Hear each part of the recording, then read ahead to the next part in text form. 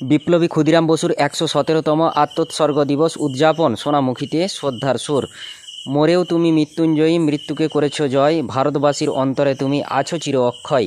এই স্লোগানে মুখরিত হয়ে উঠল সোনামুখী উত্তর চক্রের মদনপুর জয়নগর প্রাথমিক বিদ্যালয় সহ মদনপুর ও জয়নগর গ্রামের আকাশ বাতাস।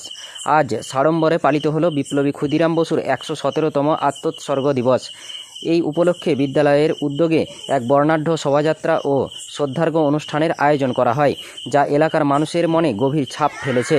সকালে বিদ্যালয় প্রাঙ্গণ থেকে শুরু করে এক বর্ণাঢ্য শোভাযাত্রা ছাত্রছাত্রী, শিক্ষক ও স্থানীয় গণ্যমান্য ব্যক্তিরা বিপ্লবী ক্ষুদিরাম বসুর প্রতিকৃতি হাতে নিয়ে বিপ্লবী ক্ষুদিরাম বসু অমর রহে স্লোগানে মুখরিত হয়ে গ্রাম পরিক্রমা করেন। শোভাযাত্রার পথে গ্রামবাসীরা এই উৎসবে স্বতঃস্ফূর্তভাবে যোগ দেন।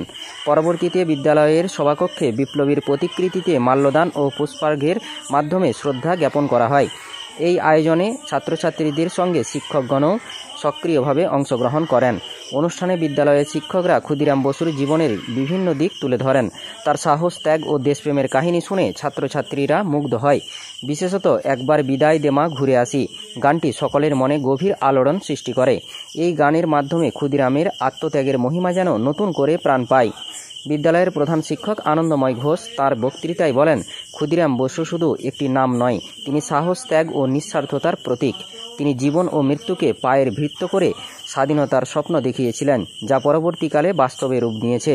তিনি আরও জানান, এই ধরনের অনুষ্ঠানের মাধ্যমে ছাত্রছাত্রীদের মধ্যে দেশপ্রেম ও মূল্যবোধ জাগ্রত করা সম্ভব।